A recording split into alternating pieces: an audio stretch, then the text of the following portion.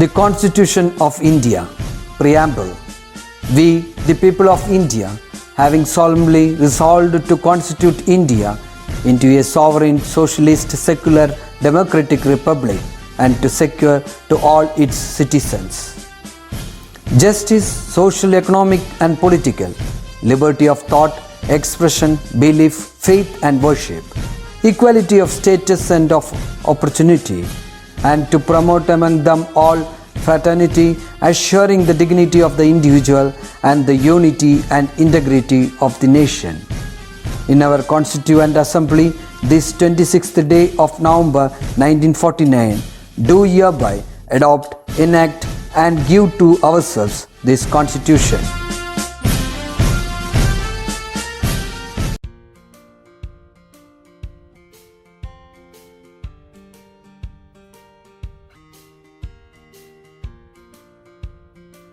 Hello everyone. Let me invite you all once again to this English chain. In the last class, we went through some words which must dazzle at our fingertips. It was the domestic vocabulary, and that was part 1. Today, we are moving to learn the domestic vocabulary, which includes the part 2 words. Right? So let us move on to today's class.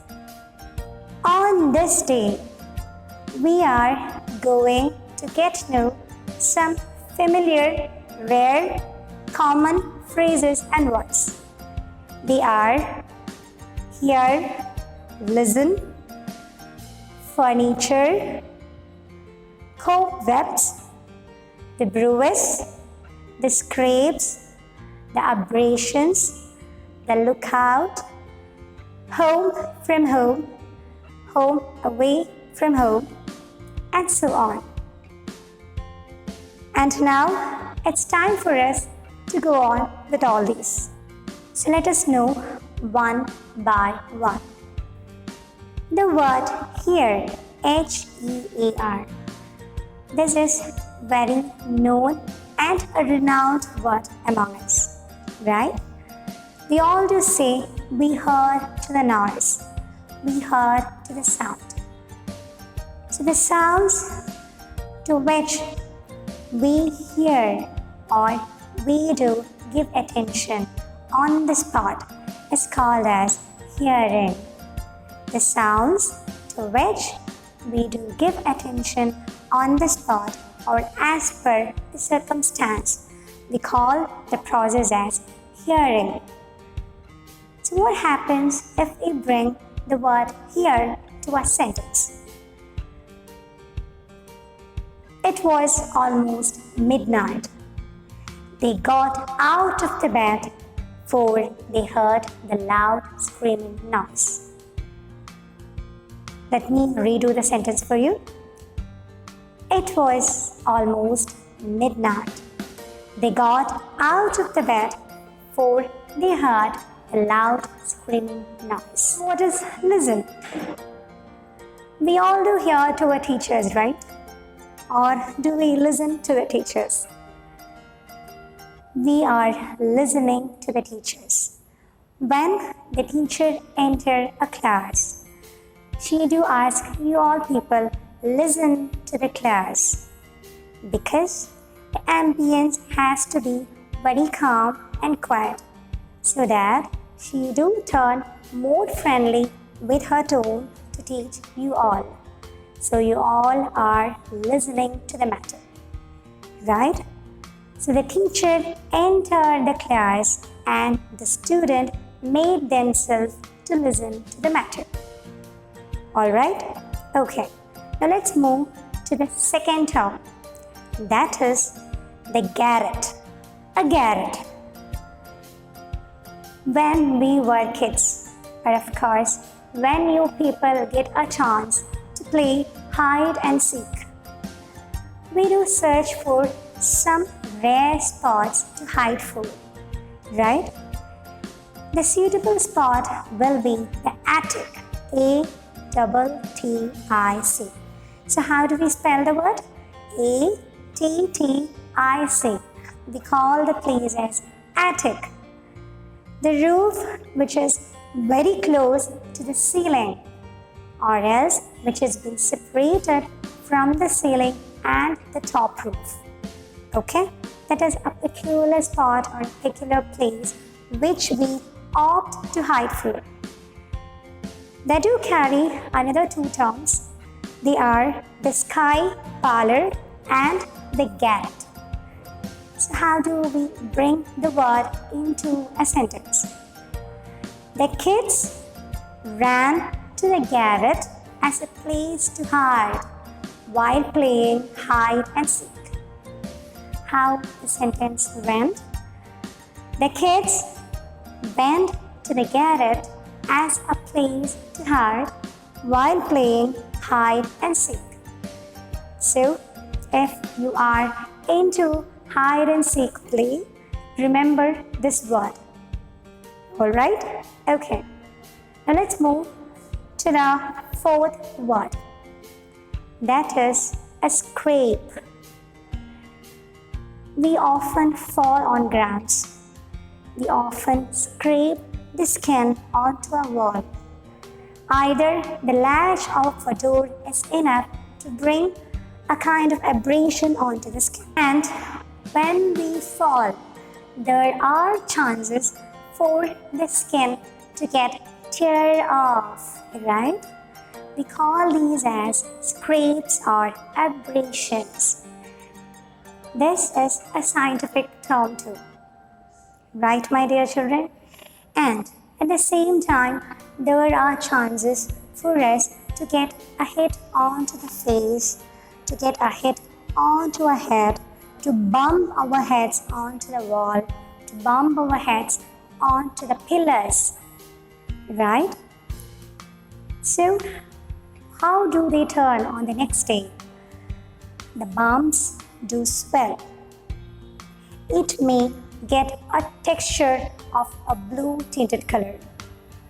We call these things as bruises because either there will be some blood oozing out or there will be some kind of injury which has been occurred under the skin. So such kind of skin texture which gives you a little pain along with the bump is called as a bruise. Take care of your health. Never try to fall. So that's why I reminded you not to get these scrapes onto the skin. Okay, my dear children? Right. Let's move to the next word. That is furniture. F-U-R-N-I-T-U-R-E. So there is a point to ask me again or to ask a query again. What do we call a chair as? Isn't it a furniture? Yes, it is a furniture, but it is a piece of furniture. So a table, a chair, a cupboard, a low table, these all do come under pieces of furniture. So we never call them as furnitures. Understood? Right. So hope you understood about the term furniture and there is no plural form for the word furniture again. Okay, my dear children? Right. Let's move to the other term. That is look out. If there are some mishaps that are being anticipated for example, we are very much careful about the people who are going to get into a different occasion or who are going to get into an occasion that will change their lives forever. Let it be a marriage reception, let it be a wedding, let it be a birthday function, let it be some other kind of party that we do conduct, right? So on these days, we do appoint some people to watch the mishaps that are being anticipated for, right? Maybe to theft something. It can be the money, it can be the articles, it can be some other things, right? So the person who has been assigned to take care of all these things or to prevent these mishaps is being called as a lookout. So we have appointed a person as a lookout. Okay, dear children? Right. Now let's move to 2-3 phrases. Today we have 4 phrases. The second phrase is almost similar to the third one. But then too, we must learn the difference and the accents too. Right? So let us know what are they. The first one, to blow or clear the cobwebs from your head. To blow or clear the cobwebs from your head. When do we clear the cobwebs? If we are almost close to a function, or if there are some people who are going to visit our home, right? On that day, we do turn more conscious.